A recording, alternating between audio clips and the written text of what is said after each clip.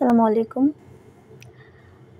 এখন আমরা পড়ব ফার্স্ট ইয়ার রিডিং স্কেল 2018 সালের কোশ্চেন আনসার, পার্ট সি এর question answer.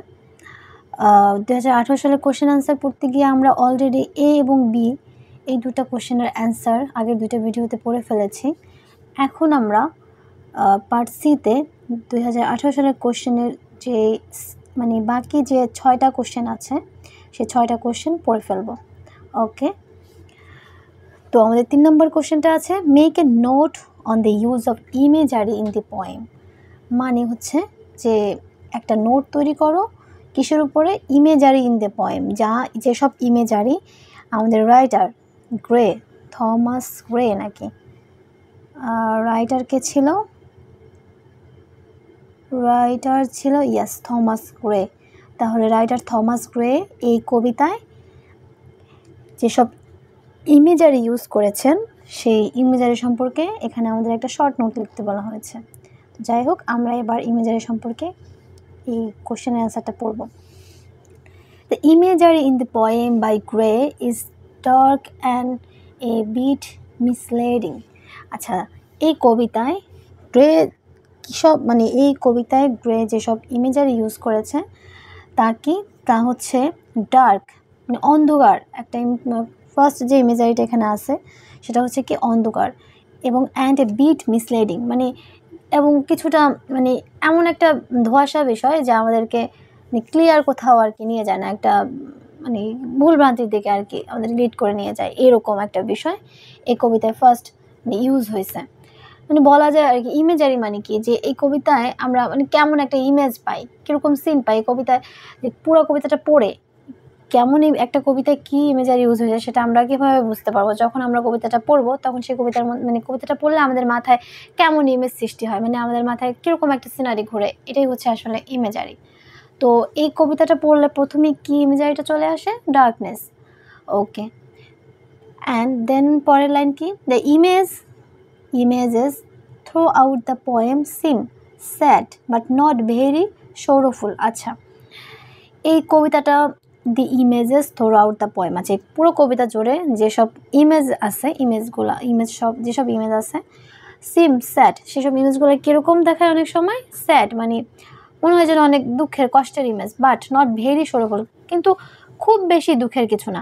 Unlike the epitaph at the end, তবে শেষে যেই এপিটফ একটা এপিটফ ইউজ হয়েছে, which highlights the poet's lifelong sadness. আচ্ছা, একদম শেষের দিকে যেরকম এপিটফ ইউজ হয়েছে সেই এপিটফটার মতো না, পুরোটা সিনে আসলে ওইরকম এপিটফের মতো কষ্টের ইমেজ আর ইউজ হয় নাই। সম্পূর্ণ কবিতা জুড়ে একটু স্যাডনেস ছিল, তবে পুরোটা অতিরিক্ত স্যাডনেস ছিল না। তবে শেষের দিকে আমরা যে এপিটফের ইউজ দেখব, এটা অনেকটা মৃত্যু পরবর্তী সময়ের একটা অবস্থা বোঝায়। তো সেই জিনিসটার মতো পুরো কবিতায় এরকম স্যাডনেস আসলে ইউজ হয়নি। দেন অ্যাট দ্য স্টার্ট, শুরুর দিকে, the poet describes the end of the day. আচ্ছা, শুরুর দিকে কবি হচ্ছে কি বর্ণনা করেছে? দিনের শেষ ভাগ বা এন্ড অফ দ্য ডে, দিনের যে পরিসমাপ্তি। ইন দি কান্ট্রি সাইড, একটা গ্রামের সাইডে, একটা গ্রামের দিকে যে দিনের সমাপ্তি, দিনের শেষ ভাগ কীরকম হয় সেটাই হচ্ছে গিয়ে শুরুর দিকে বর্ণনা করছেন। ইট ইজ ইভিনিং, এটা হচ্ছে সন্ধ্যার সময়। The poet stands in the churchyard and hears the curfew bell. আচ্ছা, এ সময় কবি কোথায় দাঁড়িয়েছিল? চার্চ ইয়ার্ড, বলা যায় উঠানে। অ্যান্ড হেয়ার্স, এবং তখন তিনি শুনতে পান দি কারফিউ বেল। আচ্ছা, কারফিউ বেল কি? কারফিউ বেল হচ্ছে এরকম একটা ঘন্টা বাজানো, যেটা নির্দেশ করে যে এখন আর কেউ ঘরের বাইরে না থাকে, এখন ঘরে ফেরার সময় সবাই ঘরে ফিরে আসবে, এরকম একটা অ্যালার্মিং বেল বলা যায়। তো এটা অনেকটাই অ্যালার্মিং বেলটা কেন বাজে? যেমন আগেকার দিনে এটা বাজতো হচ্ছে গিয়ে কোনো একটা জরুরি বিষয়ে চালু হইলে। এখানে এই কারফিউ বেলের কথা উল্লেখ আছে কেন? যে দিনের এখন সমাপ্তি ঘটছে, এখন সারাদিনের কাজ শেষ করে এখন ঘরে আসার সময়, এটা বোঝাতে এই কারফিউ বেলটার বাজানোর ব্যাপারটা উল্লেখ করা হয়েছে। তারপরে কি? Okay, cows are coming home from the fields, গরুগুলো কি করে? মাঠ থেকে এখন বাসার দিকে ফিরে আসতেছে। অ্যান্ড ফার্ম ওয়ার্কার্স, এবং এই যে কৃষকরা are going home after A hard days work. কৃষকরা কী করে, সারাদিনের কঠোর কাজ শেষ করে বাসার দিকে ফিরে আসতেছে। দেন কি, দিস শোজ, এটা আমাদেরকে দেখায় that day time activities are ending, যে সারাদিনের যে কাজকর্ম ছিল এটা এখন শেষ হয়ে গেছে, এখন সারাদিনের কর্মব্যস্ততা শেষ। The poet is left alone to think about the quiet rural scene. আচ্ছা, the poet is left alone, এই সময়টায় কবি পুরো একা হয়ে পড়েছেন, টু থিঙ্ক, ভাবার জন্য, about the quiet rural scene, মানে এই যে গ্রামের যে একটা শান্ত নির্মল পরিবেশ বা একটা যে শান্ত যে একটা মানে পরিস্থিতি, এটা ভাবার জন্য এখন কবি একা একা হয়ে গেছে, কারণ যারা ছিল অন্যান্য সব মানুষ, সব পশু পাখি সব এখন যার যার বাসায় ফিরে গেছে। এবার দেন grey mixes the sadness with images of a calm landscape। আচ্ছা, গ্রে মিক্স করেছে স্যাডনেস, আচ্ছা স্যাডনেসটা মিক্স করেছে কার সাথে, with images of calm landscape. আচ্ছা, এই যে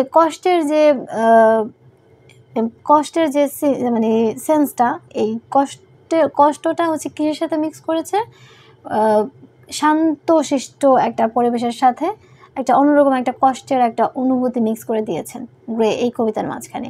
হি shows the sorrow of the owl which breaks the speaker quiet moment to remind him of its own sadness। আচ্ছা, he shows the sorrow of owl। আচ্ছা, এখানে কবি এই গ্রে এই কবিতার মাঝখানে আউলের যে একটা মানে পেঁচার যে একটা কষ্টের ব্যাপার এখানে তুলে ধরছেন, সেটা কেন দেখিয়েছেন, which breaks the speaker's quiet moment. আচ্ছা, যেটা কিনা ব্রেক করে দেয় মানে ভেঙে দেয় স্পিকারস কোয়াইট মোমেন্ট, আমাদের যে কবি মানে স্পিকার যে কোয়াইট মোমেন্ট কাটাচ্ছিল সেটা ব্রেক ডাউন করে কি আনে, টু রিমাইন্ড হিম, এবং তাকে মনে করে দেয় অফ ইটস ওন স্যাডনেস, এই যে সময়টার যে নিজেরই একটা স্যাডনেস আছে, এই জিনিসটা কবিকে মনে করে দেয়, তার নিজের স্যাডনেসটাকে ভুলিয়ে দেয়, বা তার নিজের যে একাকিত্বটা ছিল ওইটাকে সরিয়ে দেয়। দি আউল কমপ্লেইনস টু দ্য মুন, তার মানে কি, যে পেঁচাটা হচ্ছে গিয়ে কমপ্লেইন করে, মানে নালিশ করতেছে কার কাছে, দ্য মুন, চাঁদের কাছে, about being disturbed by someone walking near its hidden nest. আচ্ছা, কি সম্পর্কে সে চাঁদের কাছে নালিশ করতেছে, যে তাকে কেউ একজন ডিস্টার্ব করতেছে, বিরক্ত করতেছে, কিভাবে, by walking near its hidden nest. আচ্ছা, কেউ হাঁটাহাঁটি করে তার যে তার বাসার কাছে কেউ হাঁটাহাঁটি করে হচ্ছে তাকে ডিস্টার্ব করতেছে, in an old ivy cover tower, তার যে বাসাটা কোথায় ছিল, প্যাঁচার যে টাওয়ারের উপরে একটা পুরাতন লতাগুল্ম পেঁচানো টাওয়ারের উপরে প্যাঁচার যে বাসাটা, সেখান দিয়ে সে আশেপাশে কেউ হাঁটাহাঁটি করে তাকে বিরক্ত করতেছে, এই নালিশটা প্যাঁচা হচ্ছে গিয়ে চাঁদকে দিচ্ছে। এই যে এই বিষয়টা কি রিমাইন্ড করে দেয়, যে কবিকে রিমাইন্ড করে দিচ্ছে যে এখানে সে যেন হাঁটাহাঁটি না করে, সে যেন এই যে একাকিত্ব সে এতক্ষণ পর্যন্ত গ্রামের যে কামনেসটা করতেছিল, মানে এনজয় করতেছিল বা ফিল করতেছিল, থিঙ্ক করতেছিল, এই জিনিসটা থেকে যেন সে সরে যায়, এই বিষয়টা মানে এই আউলের বিষয়টা এখানে এই জন্য তুলে ধরা হয়েছে। আচ্ছা, দেন এখানে দেখেন কবিতার কিছু লাইন দেওয়া আছে, তো আপনারা চেষ্টা করবেন কবিতার লাইন দিয়ে দেওয়ার জন্য। অবশ্য এগুলো তো সম্পূর্ণ কবিতার লাইনগুলো আপনারা দিয়ে দিতে পারেন, কারণ এই লাইনগুলো কিন্তু আমাদের মানে কোশ্চেনে দেওয়া থাকবে, এই যে কোশ্চেনে কিন্তু দেওয়া আছে, সেভ দ্যাট ফ্রম, এই যে এখানে, হ্যাঁ এই যে এইখানে যে কবিতার লাইনগুলো দেওয়া আছে এগুলো আপনারা কোশ্চেন থেকে দেখে দিয়ে দেবেন, এই লাইন কোশ্চেন থেকে যেহেতু ওঠানোর বিষয়টা চেষ্টা করবেন দিয়ে দিতে, অন্ততপক্ষে এই বিষয়টা তো অবশ্যই উল্লেখ করবেন যে দি মপিং ওল ডাস টু দি মুন কমপ্লেন, মানে চাঁদের কাছে যে প্যাঁচাটা কমপ্লেন করতেছে এই বিষয়টা, তো চেষ্টা করবেন এই পুরোটা জিনিস। আরেকটা বিষয়, যখন আপনারা কবিতার কোনো লাইন প্রশ্নের মধ্যে আপনাদের মানে পরীক্ষার উত্তরে লিখতে চাইবেন, তখন সেটা অবশ্যই ব্লু পেন ইউজ করে লিখবেন, এখানে যেরকমভাবে লেখা আছে আর নোটে এরকম ব্লু পেন ইউজ করে কবিতার লাইনগুলো লিখবেন, তাহলে টিচারদের বুঝতে সুবিধা হয়। লাস্ট কি দেওয়া আছে, দ্য ওলস প্রিসেন্স, মানে পেঁচার যে উপস্থিতি, the owl presence suggest that night is coming. আচ্ছা, এই যে পেঁচার উপস্থিতি এটা আমাদেরকে কি সাজেস্ট করতেছে, আমাদেরকে বোঝাচ্ছে যে এখন হচ্ছে রাত চলে আসছে, রাত যে চলে আসছে এই বিষয়টা বোঝাচ্ছে প্যাঁচার উপস্থিতি। Back then night was often linked to death and wasn't seen as a happy time। আচ্ছা, এছাড়াও মানে রাত আসলে কিসের সাথে লিঙ্ক করে আমাদেরকে? রাত আসলে অনেকটা মৃত্যুকে স্মরণ করিয়ে দেয়, বা মৃত্যুর সাথে রাত কিন্তু কখনোই হ্যাপি টাইম হিসাবে কাউন্ট করা হয় না। রাতকে সবসময় কিসের মানে রাতকে একটা স্যাডনেস হিসাবে আসলে সিম্বলাইজ করা হয়। রাতকে কখনোই হ্যাপি টাইমের সাথে কানেক্ট করা হয় না। রাতকে কিসের সাথে কানেক্ট করা হয়? লিঙ্কড করা হয় ডেথের সাথে। রাত অনেকটা কি মানে মৃত্যুকে স্মরণ করিয়ে দেয়, বা মৃত্যুর সাথে রাত অনেকটা কানেক্টেড, তবে কোনো হ্যাপি টাইমের সাথে কানেক্টেড না। এটাই হচ্ছে আমাদের পুরো কবিতার ইমেজারি। তো কি পেলাম? যে একটা অন্ধকার শূন্য পরিবেশ, বা যেখানে সব কিছুতে আসলে একটা অন্যরকম একটা স্যাডনেস, একটা অন্যরকম বিষণ্ণতা যেখানে আছে, এরকম একটা পুরো কবিতা জুড়ে এরকম একটা ইমেজারি আমরা পাবো। ওকে, এখন আমরা যে 4 নম্বর কোশ্চেনটা, রাইম স্কিম, এই কবিতাটা উল্লেখ করা আছে, কবিতাটা রাইম স্কিমের যে কোশ্চেনটা, এটা আমরা দেখব। আচ্ছা, রাইম স্কিম আসলে বিষয়টা কি? রাইম স্কিমের কোশ্চেনের ব্যাপারে একটা জিনিস আপনারা মনে রাখবেন, যে রাইম স্কিমের কোশ্চেনের অ্যান্সারটা যদি সঠিক হয়, সেটা যত ছোটোই হোক আর যাই হোক, আপনারা কিন্তু একদম ফুল মার্কস পাবেন। মানে অন্যান্য কোশ্চেনের অ্যান্সার মার্কস যেরকমই দেওয়া হোক না কেন, কিন্তু এই বিষয়টা যদি সঠিক হয় তাহলে দেখা যাবে 10-এর মধ্যে 8, 9, এমনকি 10ও আপনাকে দিয়ে দিতে পারে। তো রাইম স্কিমের যে কোশ্চেন থাকবে, এটা যদি একটু ভালো করে বুঝে যান, তাহলে আশা করি সবাই এইটার ক্ষেত্রে একদম সঠিক ভালো একটা মার্কস পাবেন। তো আচ্ছা, দেখেন রাইম স্কিম যখন আমরা লিখবো একটা কবিতার, তখন আপনারা মনে রাখবেন, এটা আসলে মুখস্থ করার কিছু নাই, জাস্ট একটু বুঝলেই হচ্ছে। যখন কোনো কবিতার রাইম স্কিম দেখা হয়, তখন হচ্ছে কবিতাটার যে লাইনগুলো, সেই লাইনের লাস্ট মানে একটা লাইনের লাস্ট যে ওয়ার্ডটা, সেই ওয়ার্ডটাকে বিবেচনা করা হয় পরের লাইনের লাস্ট ওয়ার্ডের সাথে। অর্থাৎ যদি দেখেন খেয়াল করে, এই যে আমাদের যে কবিতাটা দেওয়া আছে এখানে, এই কবিতার লাস্ট লাইনটা কবিতার লাইনের যে লাস্ট ওয়ার্ডটা, যেমন এখানে যে দেওয়া আছে, the poem follows an A B rhyme scheme. আচ্ছা, তার মানে কি? যে প্রথম লাইনে, কবিতার প্রথম যে লাইনটা, সেই লাইনটা আছে ফলো করতেছে, যদি প্রথম লাইনের শেষ ওয়ার্ডটা যদি হয় এ, তাহলে দ্বিতীয় লাইনের শেষ ওয়ার্ডটা বি। মানে এমন না যে ওয়ার্ডটা এ বি, মানে আচ্ছা ধরেন এই যে আমরা উদাহরণটা যদি দেখি, যে ফর এক্সাম্পল যে day rhyme with the way and lea with the me. আচ্ছা, ফার্স্ট লাইনটা একটু খেয়াল করে দেখেন, the curfew tones the knell of parting day. আচ্ছা, এই যে দেখেন এখানে কিন্তু আমাদের ফার্স্ট লাইন ছিল ডে, এই যে ডে শেষ হয়েছে ফার্স্ট লাইনের লাস্ট ওয়ার্ডে ডে। আবার second line, the lowing herd wind slowly over the lea. এই যে দেখেন এই ওয়ের সাথে এর কি কোনো ডে আর লি, এই কথাটার সাথে কিন্তু কোনো মিল নাই। ডে লি কোনো মিল আছে নাই। তাই আমরা যদি এই ডেকে ধরি হচ্ছে এ, ডেকে কি ধরবো? এ। তাহলে আচ্ছা, এই যে এই ডে ওয়ার্ডটাকে আমরা ধরে নিচ্ছি যে এটা একটা এ। তারপরে দেখেন দ্বিতীয় যে line, the lowing herd wind slowly over the lea, এই যে এই লি ওয়ার্ডটাকে আমরা ধরে নিলাম। তাহলে যেহেতু ডে আর লি দুটার মধ্যে মিল নাই, তাই ডেকে ধরলাম হচ্ছে এ, আর লিকে ধরলাম হচ্ছে আমরা বি। পরের লাইনের লাস্ট ওয়ার্ড কোনটা? এই যে ওয়ে। দেখেন ডে ওয়ে, এইটা কি মিল আছে না? তার মানে এটাও কি আমাদের এ। আবার দেখেন and leaves the world to darkness and to me, এই যে লাস্ট ওয়ার্ডটা মি, লি আর মি মিল আছে না? লি মি, তাহলে এটা সেম। তাহলে কি হলো? যে ফার্স্ট লাইন এ, আবার সেকেন্ড লাইন কি হলো? একরকম না, কিন্তু second line B, third line আবার A, day way lea me. দেখেন পরের সব কটা এরকমই। Now fades the glimmering landscape on the side, এই যে সাইড টি, এটাকে যদি আমরা আবার এ ধরি, তাহলে হোলস, এটাকে যদি আবার বি ধরি,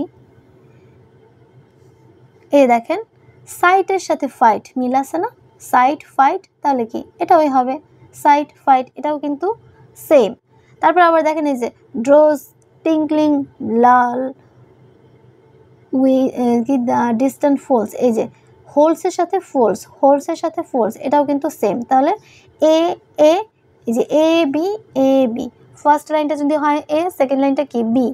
মানে হচ্ছে খেয়াল করবেন যে প্রত্যেকটা লাইনের মানে লাস্ট যে ওয়ার্ডটা, এই যে এই লাইনটা the curfew tones the knell of parting day, লাইনের লাস্ট ওয়ার্ড কোনটা? ডে। তারপর সেকেন্ড লাইন লাস্ট ওয়ার্ড কোনটা? লি। আবার থার্ড লাইনের লাস্ট ওয়ার্ড কোনটা? ওয়ে। ফোর্থ লাইনের লাস্ট ওয়ার্ড কোনটা? মি। তাহলে আমরা লাস্ট ওয়ার্ডটা, প্রত্যেকটা লাইনের লাস্ট ওয়ার্ডটা বিবেচনা করব। তো যদি এই যে দেখেন ডে, ডে এর সাথে মিল আছে কি? ওয়ে। আবার লি এর সাথে মিল আছে কি? মি। লি, মি। আবার দেখেন সাইট, লাইট, সাইট, ফ্লাইট। আবার দেখেন হোলস, ফোলস, এই যে মিল আছে কিন্তু। পরবর্তী সবগুলো যদি খেয়াল করেন, এরপরের যে আবার দেখেন পরেরগুলো যদি আমরা খেয়াল করি যে save that from yonder ivy mantled tower, এই যে টাওয়ার, টাওয়ার। তারপরে হচ্ছে the moping owl does not to the moon complain of such, এই যে দেখেন এখানে হচ্ছে গিয়ে এই যে কমপ্লেন, এটা কিন্তু এই সেকেন্ড লাইনের এখানকার যে লাইন, এই লাইনটার লাস্ট ওয়ার্ড কমপ্লেন। তারপরে যে অফ সাস থেকে নতুন একটা লাইন শুরু, এই যে টাওয়ার, টাওয়ারের সাথে কি? বাওয়ার, এই যে টাওয়ারের সাথে এই যে এই লাইনের লাস্ট ওয়ার্ড টাওয়ার, এটার সাথে মিল পাচ্ছি আমরা। তারপরের লাইন মানে এটা যদি ফার্স্ট লাইন ধরি, থার্ড লাইন কিন্তু এটা, এবং এই যে অফ সাস থেকে শুরু, এটার বাওয়ার। আবার দেখেন কমপ্লেন, কমপ্লেনের সাথে মিল পাবেন রেইন। দেখছেন যদি এটা এ হয় তাহলে দেখেন এটাও এ, এটাও এ। আবার এটা যদি আমরা বি হিসাব করি তাহলে কমপ্লেন আর রেইন দুইটাই কিন্তু বি হয়। একইভাবে দেখুন সবগুলো, এই যে শেড, শেডের সাথে মিল আছে কি? লেড, এই যে দেখেন শেডের সাথে মিল আছে লেড, স্লিপির সাথে মিল আছে হিপ। সব মিলে কি বোঝা যাচ্ছে যে মানে পুরোটা কবিতা জুড়েই আসলে এ B A B, A B A B এরকম রাইম স্কিম কিন্তু চলে আসতেছে। প্রত্যেকটা স্ট্যান্জাতে আমরা যদি দেখি, প্রত্যেকটা স্ট্যান্জাতে এই একটা রাইম স্কিম ফলো করে আসতেছে, এ বি এ বি। ওকে, এবার আমরা কোশ্চেন আনসারটা পড়ে ফেলি। The poem follows an A B A B rhyme scheme, তাহলে এই কবিতাটা কি ফলো করতেছে? A B A B rhyme scheme. This means the first and third lines rhyme and the second and fourth lines rhyme is same। মানে কি যে ফার্স্টের সাথে ওই যে আগে বলেছিলাম, ফার্স্টের সাথে থার্ড লাইনের রাইম স্কিমটা এক, এবং সেকেন্ডের সাথে ফোর্থ লাইন রাইম স্কিমটা এক। মানে ফার্স্ট লাইন, এই যে ফার্স্ট লাইন যদি হচ্ছে sorry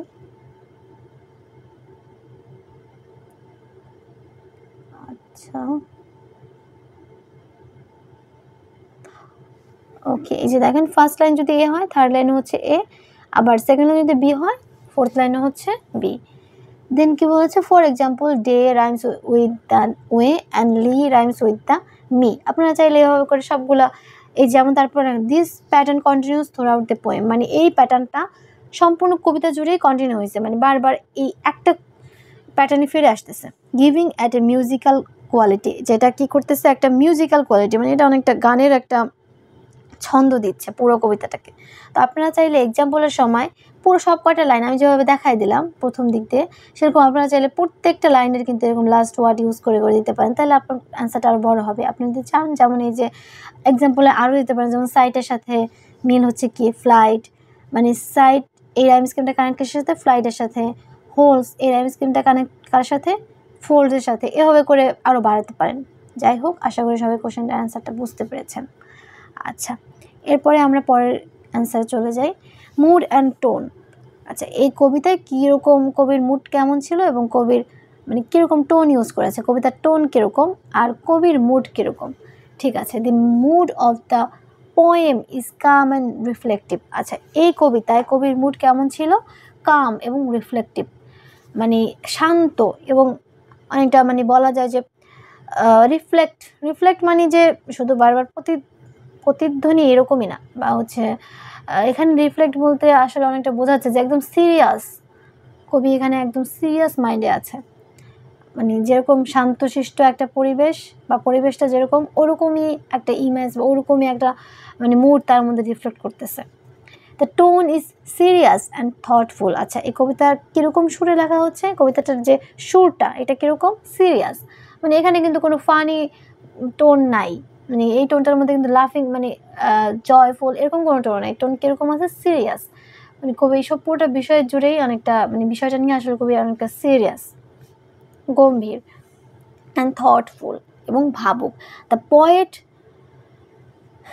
things about the end of the day and the quiet village. আচ্ছা, কবি এখানে ভাবতেছে কী নিয়ে, যা দিনের শেষ নিয়ে এবং দিনের যে সমাপ্তি নিয়ে ভাবতেছে, এবং দ্য কোয়াইট অফ ভিলেজ মানে এবং গ্রামের যে একটা শান্তশিষ্ট পরিবেশ এটা নিয়ে কবি চিন্তিত বা কবি এটা নিয়ে ভাবছে। দ্য ইভিনিং ইজ পিসফুল, সন্ধ্যাটা আসলে কীরকম শান্তিপূর্ণ, and the presence of the graves adds a feeling of calmness and respect for the past. আচ্ছা, এবং কিসের এই যে গ্রেভস মানে কি কবরস্থানের যে উপস্থিতি, কবরের যে উপস্থিতি এখানে দিয়েছে, সে কবরস্থানের উপস্থিতি দিয়ে কবি কী বোঝাতে চেয়েছে এখানে বা কী উল্লেখ করেছে, যে হচ্ছে এই বিষয়টা এখানে মানে কবিতায় অ্যাড করেছে কিসের ফিলিংস, কামনেস, মানে আরও একদম শান্ত নির্মল একটা ফিলিংস অ্যাড করেছে, and respect for the past, এবং অতীতের জন্য মানে অতীতে যারা ছিল এই গ্রামের যারা পূর্বপুরুষ তাদের প্রতি একটা অন্যরকম সম্মান বোধ জাগিয়ে তুলেছে বা অ্যাড করেছে এই কবিতায়। The poem makes you feel peaceful and a little sad. আচ্ছা, এই কবিতাটা যখন আমরা পড়বো তখন আমাদের মধ্যে ফিলিংস কেমন কাজ করবে, অনেকটা শান্তির একটা ফিলিংস কাজ করবে, এবং লিটল স্যাড মানে কিছুটা দুঃখের ফিলিংসও কাজ করবে, বাট অলসো থটফুল এবং ভাবুক একটা বিষয়ও কাজ করবে। মানে ধরেন এরকম একটা কবিতা যখন আপনি পড়বেন তখন আপনার মাঝে কীরকম ফিলিংস আসতে পারে, প্রথমত এই যে সবাই এখন কাজ থেকে বাড়ি ফিরতেছে, এখন যে একটা বিশ্রামের টাইম এরকম, এগুলো যখন বা নির্মল একটা পরিবেশ এগুলো দেখে কিছুটা হলেও মনে হয়তো শান্তি জাগতে পারে। পরক্ষণেই আবার যখন হচ্ছে গিয়ে এই যে আউলের যে স্যাডনেস এইসব বিষয় দেখে আবার হয়তো বা মন কিছুটা বিষণ্ণ হতে পারে, এবং তারপরে যখন এই যে গ্রেভিয়ার্ডদের মানে কবরবাসীদের একটা বর্ণনা, মানে অতীতে যারা ছিল তারা এখন নেই, এই যে এইসব বিষয় এগুলো কিন্তু আমাদের মধ্যে একটা থটফুল মানে একটা ভাবুক একটা মনোভাব নিয়ে আসে যে আমরাও হয়তো একসময় থাকবো না, এই যে এরকম চিন্তা একটা বিষয় নিয়ে আসে। It encourage you to reflect on life and the passage of time. আচ্ছা, এটা আপনাকে কিসের প্রতি উৎসাহিত করে, যে রিফ্লেক্ট অফ লাইফ মানে জীবনের যে প্রতিফলন কীরকম হয় এই বিষয়টার প্রতি, আর একটা হচ্ছে কি দ্য পাসেজ অফ টাইম এবং সময় যে কীভাবে চলে যায়, মানে সময় কীরকম গতিশীল। ওকে, দেন আমরা পড়ব ফিগার্স অফ স্পিচ, এই কোশ্চেনের অ্যান্সার। আচ্ছা, এই কবিতায় কী কী ফিগার্স অফ স্পিচ আমরা পাবো এই বিষয়ে এই কোশ্চেনটি। ঠিক আছে, পার্সনিফিকেশন, প্রথমেই আমরা এই কবিতায় কী পাবো, ফিগার্স অফ স্পিচ পার্সনিফিকেশন। কীভাবে পার্সনিফিকেশন আসছে, the curfew tolls the knell of parting day, এই যে first line the curfew tolls the knell of parting day, এই লাইনটা makes the bell seem like it is announcing the end of the day. আচ্ছা, এই যে first লাইনটা এটা অনেকটা মানে বেলকে এমনভাবে শো করতেছে বা এমনভাবে দেখাচ্ছে যেন এটা হচ্ছে কি অ্যানাউন্স করতেছে যে দিনের এখন সমাপ্তি হয়েছে বা দিন এখনই শেষ, এই বিষয়টা যেন অ্যানাউন্স করতেছে। মানে কি পার্সনিফিকেশন মানে কি, ফিগার্স অফ স্পিচের মধ্যে যে পার্সনিফিকেশন একটা টার্ম আছে, এই টার্মটার মানে কি, টার্মটার মানে হচ্ছে কোনো একটা বস্তুকে এমনভাবে উপস্থাপন করা যেন এই বস্তুটা কোনো একটা মানুষ, কোনো একটা জীবন্ত কিছু এরকমভাবে উপস্থাপন করা হচ্ছে পার্সনিফিকেশন। মানে যখন কোনো বস্তুকে মানুষের মতো করে উপস্থাপন করা হয় বা জীবের মতো করে উপস্থাপন করা হয় তখন সেটাই হচ্ছে পার্সনিফিকেশন। তাহলে এখানে দেখেন curfew tones make the knell of parting day, এই লাইনটা দ্বারা যে এই যে বেলের যে বিষয়টা, কারফিউ বেলের যে বিষয়টা, কারফিউ বেল কিন্তু একটা বস্তু, কিন্তু এটাকে এমনভাবে এখানে উপস্থাপন করা হচ্ছে যেন কোনো একটা মানুষ অ্যানাউন্স করতেছে যে এখন দিনের শেষ ঘটবে, বা কোনো একটা মানুষ যেন কিছু একটা অ্যানাউন্স করতেছে। তো আসলে তো বেল কোনো কিছু ওইভাবে মানে স্পেসিফিকভাবে যে বেল তো আর বলে না যে এখন দিনের সব, এটা তো বলতেছে না, কিন্তু তাও এখানে বেল নামক যে বস্তুটা আছে কারফিউ বেল, এটাকে অনেকটা মানুষের মতো বা জীবন্ত কিছুর মতো করে উপস্থাপন করা হচ্ছে। তো এটাই হচ্ছে আমাদের কবিতার এই যে পার্সনিফিকেশনের যে ইউজটা সেটা। ঠিক আছে, তাহলে পার্সনিফিকেশন নামের ফিগার্স অফ স্পিচটা আমরা পেয়ে গেলাম। দেন পরের টার্ম অ্যালিটারেশন। আচ্ছা, অ্যালিটারেশন জিনিসটা কি, অ্যালিটারেশন হচ্ছে কোনো মানে একটা কবিতায় তো ধরেন অনেকগুলো কি বলে ফ্রেজে থাকতে পারে, হ্যাঁ, তো একটা ফ্রেজে হয়তো আপনারা জানেন যে একাধিক ওয়ার্ড থাকে, একটা ফ্রেজের মধ্যে একাধিক ওয়ার্ড থাকে। তো যখন এই যে আচ্ছা, বিষয়টা যদি একটু ক্লিয়ার করতে চাই। ওকে, আচ্ছা একটু খেয়াল করেন, অ্যালিটারেশন মানে হচ্ছে এই যে একটা ফ্রেজ সোলেম স্টিলনেস, দেখেন এটা একটা ফ্রেজ। এই ফ্রেজের ফার্স্ট যে লেটারগুলো, লেটার বা সাউন্ড বলতে পারেন, এই যে এস, এখানে এস, সোলেম, স্টিলনেসেও কিন্তু মানে এই ফ্রেজের মধ্যে যে দুইটা ওয়ার্ড আছে, এই ফ্রেজের দুইটা ওয়ার্ডের ফার্স্ট যে সাউন্ড বা ফার্স্ট যে লেটারটা আছে সেটা যদি একই হয়, মানে ফার্স্ট লেটারের যদি ফার্স্ট মানে একটা ফ্রেজের ফার্স্ট লেটারগুলোর মানে ওয়ার্ড, একটা ফ্রেজের মধ্যে যতগুলো ওয়ার্ড থাকে সেসব ওয়ার্ডের ফার্স্ট লেটার বা সাউন্ড যদি রিপিট হয় বা সেম হয়, তাহলে তখন সেটাকে বলা হচ্ছে অ্যালিটারেশন। অ্যালিটারেশন বলে, মানে অ্যালিটারেশন নামের টার্মের যে ফিগার্স অফ স্পিচটা, এটার মানেই হচ্ছে যে একটা ফ্রেজের মধ্যে যে ওয়ার্ডগুলো থাকবে সে ওয়ার্ডের ফার্স্ট যে সাউন্ডটা, কনসোনান্ট সাউন্ডটা বা ফার্স্ট যে লেটারটা সেটা সেম হবে। তাহলে দেখেন এখানে যে সোলেমন স্টিলনেস, এই সোলেম স্টিলনেস যে ফ্রেজটা, এটার সোলেমের এস এবং স্টিলনেসের এস মানে স্টার্টিং যে দুইটা সাউন্ড সেম, তো সেই হিসাবে এটা কি অ্যালিটারেশন। এখানে আরেকটা যে উদাহরণ দেওয়া আছে ড্রাউসি টিঙ্কলিংস, এখানে যদি দেখেন এই ড্রাউসি আর এখানে যে বলতে পারেন যে ড্রাউসি টিঙ্কলিংস এটা কি করে হয়, কিন্তু এখানে বিষয়টা হচ্ছে কি ড্রাউসি অ্যান্ড টিঙ্কলিংস, এই টিঙ্কলিংস অনেক সময় ঠিংক্লিংস এরকম করে উচ্চারণ করা হয়, মানে ঠ উচ্চারণ করা হয় ঠিংক্লিংস, তখন ড্রাউসি এই যে ডি এবং ঠিংক্লিংস যদি এভাবে উচ্চারণ করা হয় তখন ডি নামের যে সাউন্ডটা, কনসোনেন্ট সাউন্ডটা, এটা কিন্তু রিপিট হয়। সেই হিসাবে এটাও একটা অ্যালিটারেশন। তো যদি এটা আপনাদের কনফিউজিং লাগে তাহলে এটা স্কিপও করতে পারেন, শুধু সোলেম স্টিলনেস এই একটা উদাহরণ দিলেও চলবে। তবে এটা হচ্ছে সাউন্ডের ক্ষেত্রে ড্রোসিয়ান টি, এটা যদি টিকে অনেক সময় মানে ঠয়ের মতো করে উচ্চারণ করা হয়, তো সেই হিসাবে ঠিংক্লিং যদি উচ্চারণ করেন তাহলে এটারও কিন্তু কনসোনেন্ট সাউন্ডটা রিপিট হচ্ছে। ওকে, দেন তাহলে কী লেখা, ইউজ রিপিটেড স্টার্টিং সাউন্ড, ওই যে বললাম যে ফার্স্ট সাউন্ডটা রিপিট হয়, solemn stillness S S, drowsy tinklings যে ডি ডি সাউন্ডটা রিপিট হয়। Use repeated starting sound to emphasise the calmness. আচ্ছা, মেটাফোর মানে কি কোনো কিছুকে একটু অতিরিক্তভাবে মানে অতিরঞ্জিত করে উপস্থাপন করা।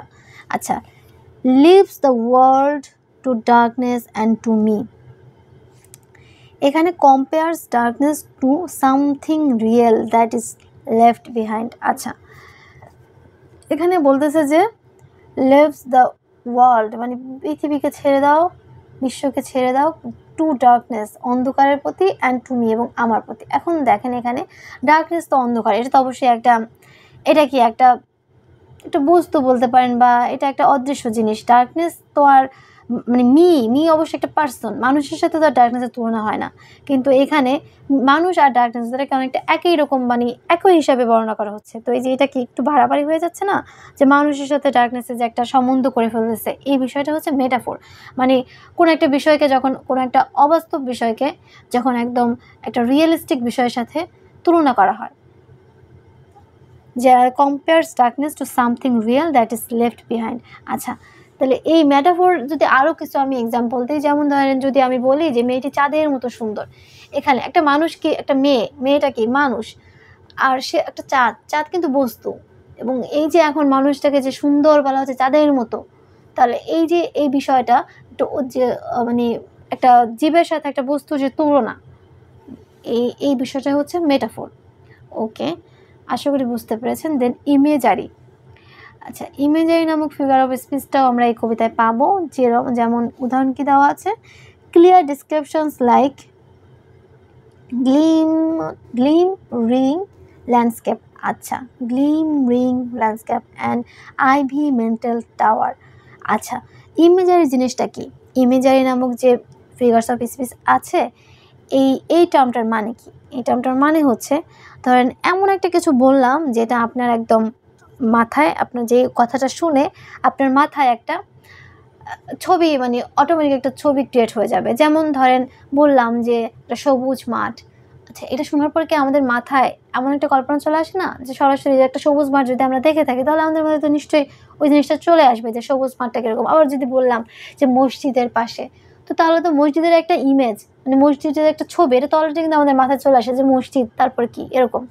তো সে তেমনভাবে এই যে সেরকমভাবে এখানে কি আছে, ক্লিয়ার ডিসক্রিপশন, এরকম ক্লিয়ার মানে কোনো একটা কিছু এমন ক্লিয়ারভাবে বলা যেন আমাদের মাথায় ওই বিষয়টার একটা ইমেজ ক্রিয়েট হয়ে যায়। সেরকম বর্ণনা কিসের আছে, গ্লিম রিং ল্যান্ডস্কেপ। এই যে ওই জায়গার যে মানে ওই যে ওইখানকার যে জায়গা ল্যান্ডস্কেপ মানে কি পুরো এলাকার যে একটা বিবরণ দেওয়া আছে, এটা এতটা ক্লিয়ারভাবে যেন আমাদের মাথায় একটা ইমেজ ক্রিয়েট হয়ে যাবে। অ্যান্ড আইভি মেন্টাল টাওয়ার, মানে এই যে টাওয়ারের যে একটা বর্ণনা দেওয়া আছে যে টাওয়ারটা চারদিকে হচ্ছে লতাগুল্ম পেঁচানো, এটার এমনভাবে একটা বর্ণনা দেওয়া আছে যে আপনার মাথায় এই ওয়ার্ডটা যতবার পড়বেন আপনার মাথায় কিন্তু এরকম একটা ইমেজ মানে একটা ছবি ক্রিয়েট হয়ে যাবে যে একটা টাওয়ার, সেটা চারদিকে এরকম লতা পাতা পেঁচিয়ে আছে, এরকম একটা ছবি কিন্তু আপনার মাথায় তৈরি হয়ে যাবে। তো এটাই হচ্ছে ইমেজারি, ক্রিয়েট স্ট্রং পিকচার। এই যে এই বিষয়টা আমাদের মাথায় একটা স্ট্রং পিকচার ক্রিয়েট করতে পারে, এরকম ক্লিয়ার ডিসক্রিপশন দেওয়া আছে। ওকে, তাহলে আমরা এখানে এই কয়টা ফিগার্স অফ স্পিচের ইউজ পেয়েছি। দেন পরের question, picture of village life. আচ্ছা, গ্রামের জীবনের কীরকম পিকচার বা কীরকম ছবি এখানে দেওয়া হয়েছে কবিতায়, সেই বিষয়ের এই কোশ্চেনটা। আচ্ছা, আমরা দেখি। The poem shows village life as simple and connected to nature. আচ্ছা, এই কবিতাটি গ্রামের জীবনকে খুবই সাদামাটাভাবে এমনভাবে উপস্থাপন করে যেটা কিনা কানেক্ট করে নেচারের সাথে, মানে একদম প্রকৃতির সাথে মিলিয়ে খুবই সাদামাটাভাবে গ্রামের জীবনকে এখানে এই কবিতায় উপস্থাপন করা হয়েছে। The people work hard. আচ্ছা, গ্রামের মানুষরা কী করে, খুব কঠোর পরিশ্রম করে, as shown by the tired farmer walking home after a long day. এই যে ক্লান্ত শ্রান্ত কৃষক সারাদিনের কাজ শেষ করে বাড়ি ফিরে, এই বিষয়টা দ্বারা কি আসলে মেনশন করা হচ্ছে, এই বিষয়টা দ্বারা বোঝানো হচ্ছে যে গ্রামের যে মানুষগুলো আছে তারা অনেক কঠোর পরিশ্রম করে, সারাদিন তারা অনেক কঠিন কাজ করে। ওকে, তারপরে কি, the village is quiet and peaceful. আচ্ছা, আবার এখানে আরও কি পিকচার তোলা হচ্ছে গ্রামের, যে গ্রামটা এই কবিতা পড়ে আমরা জানতে পারি যে village is quiet and peaceful, মানে গ্রাম কীরকম হয়, খুবই শান্তশিষ্ট এবং খুব শান্তিপূর্ণ। উইথ দ্য অনলি সাউন্ডস, এই গ্রামে যেমন শহর অঞ্চলে কী থাকে, বিভিন্ন গাড়ি ঘোড়ার যে মানে গাড়ি চলার যে হর্ন, মানুষের ক্রাউডিনেস, এইসব বিষয় কিন্তু গ্রামে থাকে না। রাত হলে, গ্রামে রাত হলে শুধুমাত্র কিসের সাউন্ড পাওয়া যায়, only sounds coming from nature, শুধুমাত্র নেচার থেকে। যেমন ধরেন হয়তো বা বাংলাদেশের গ্রাম হিসাব করলে যেমন ঝিঝি পোকার ডাক বা এরকম দেখা যাবে যে একটা মানে অন্যরকম জাস্ট প্রকৃতির একটা সাউন্ড ভেসে আসবে। কিন্তু গ্রাম অঞ্চলে কিন্তু শহরের মতো ওই রকম কোনো মানে যেসব সাউন্ড আসলে প্রকৃতি দেয় না, যেমন মানুষের বাজানো হর্ন, বিভিন্ন বড় ধরেন কেউ গান বাজাচ্ছে এটা সেটা, এইসব সাউন্ড কিন্তু মানুষের নিজেদের যে একটা সরগোল, এইসব কিন্তু গ্রামে থাকে না, সেটাই বোঝাচ্ছে আর কি। মানে গ্রামের পরিবেশটাকে একদম কাম অ্যান্ড কোয়াইটভাবে দেখানো হচ্ছে। শুধুমাত্র কিসের সাউন্ড এখানে পাওয়া যায় গ্রামে, রাত হলে শুধুমাত্র নেচার প্রদত্ত মানে প্রকৃতি প্রদত্ত কিছু সাউন্ড আসে। দি ভিলেজার রেসপেক্ট দেয়ার অ্যানসেন্টার্স। আচ্ছা, অ্যানসেন্টার্স মানে কি, পূর্বপুরুষ। এই গ্রামের মানুষরা তাদের যে পূর্বপুরুষ ছিল যারা এখন মারা গেছে তাদেরকে সবসময় অনেক সম্মান করে। হু রেস্ট ইন দ্য চার্চ, আর যারা কিনা হচ্ছে মানে কবরস্থানে রেস্ট করে, মানে যারা কবরস্থানে বিশ্রাম নিচ্ছে, ঘুমিয়ে থাকে, এই মানে তাদের যারা কবরস্থানে শায়িত আছে তাদেরকে গ্রামের মানুষ অনেক সম্মান করে, এই বিষয়টা আমরা কবিতার মাধ্যমে পাই। তারপর কি, the poem Paints a picture of a community. আচ্ছা, কবি এমন একটা ছবি আঁকে এমন একটা কমিউনিটির, এমন একটা সমাজের, এমন একটা সম্মানী একটা জাতির, দ্যাট ভ্যালুস হার্ড ওয়ার্ক, যারা মানে গ্রামের মানুষের এমন একটা ছবি আঁকে যে গ্রামের মানুষরা অনেক হার্ড ওয়ার্ক করে, তারা অনেক piece and a connection to the past, যারা কিনা অনেক শান্তিতে থাকে এবং তাদের কানেকশন আছে কাশের সাথে, মানে কিসের সাথে, পাস্টের সাথে, মানে অতীতের সাথে যারা কানেক্টেড, যারা পূর্বপুরুষদের ওই যে একটা বিষয় এটা উল্লেখ করে কি দেখাচ্ছে যে গ্রামের মানুষগুলো আসলে পাস্টের সাথে কানেক্টেড এবং তারা অনেক গ্রামে অনেক শান্তিপূর্ণভাবে থাকে এবং তারা অনেক hard worker. The village is calm, গ্রামটা কীরকম, শান্ত নির্মল, and everyone lives in harmony with nature, এবং সবাই কী করে, প্রকৃতির একটা মানে প্রকৃতির সাথে খুব শান্তিতে আর কি গ্রামে বসবাস করে। খুবই আনন্দের সাথে বসবাস করে। People live close to the land. আচ্ছা, গ্রামে মানুষ কীরকমভাবে বসবাস করে? একদম বলা যায় মাটির, বলে না যে মাটির মানুষ, তো মাটির মানুষ কাদেরকে বলে? গ্রামের মানুষকে বলে। মানে একদম মাটির কাছাকাছি হয়ে বসবাস করেন গ্রামের মানুষ। People live close to the land and have a deep respect for those who come before them. এবং তাদের মধ্যে, গ্রামের মানুষের মধ্যে কি থাকে? তাদের আগে যারা ছিল, মানে এখন যারা গ্রামে বেঁচে আছে, তাদের আগে যেসব পূর্বপুরুষ ছিল যারা এখন মারা গেছে, তাদের প্রতি গ্রামের মানুষের কী থাকে? একটা অন্যরকম রেসপেক্ট বোধ থাকে, একটা অন্যরকম সম্মান বোধ থাকে। ওকে, এবার আমরা লাস্ট কোশ্চেনে চলে আসি। Write the meaning of the following words in English. আচ্ছা, বলছে কি যে আচ্ছা কিছু ওয়ার্ড দেওয়া থাকবে, এই ওয়ার্ডগুলোর মিনিং লিখতে বলবে। আচ্ছা, এরকম যদি কোশ্চেন থাকে যে কিছু ওয়ার্ড থাকবে, এই ওয়ার্ডগুলোর মিনিং লেখেন, এরকম যদি কোনো কোশ্চেন থাকে, তাহলে এই কোশ্চেনগুলোতে অবশ্যই আপনারা শুধুমাত্র ইংলিশেই মিনিং লিখবেন। মানে ইংলিশ ওয়ার্ডের, কবিতায় ব্যবহৃত ইংলিশ ওয়ার্ডগুলোর মিনিংও আপনাদের কিসে লিখতে হবে? ইজি ইংলিশে লিখতে হবে, কিন্তু কোনোভাবেই বাংলা ইউজ করা যাবে না। তো এখানে আপনাদেরকে বোঝানোর জন্য স্যার হচ্ছে নোটের মধ্যে বাংলা লেখাগুলো ইউজ করেছে, কিন্তু আপনারা কিন্তু অবশ্যই যখন পরীক্ষায় অ্যান্সার করবেন তখন শুধুমাত্র এই ইংলিশ লেখাগুলোই লিখবেন। মানে যেমন মোলেস্ট, এই কথাটার মিনিং যখন আপনারা লিখবেন তখন কি লিখবেন? শুধু টু বোদার অর ডিস্টার্ব, মানে জাস্ট ডিস্টার্বও লিখতে পারেন অথবা লিখতে পারেন টু বোদার অর ডিস্টার্ব, কিন্তু বাংলা কথাটা কিন্তু লিখবেন না। ওকে, থ্যাংক ইউ সবাইকে, আল্লাহ হাফেজ।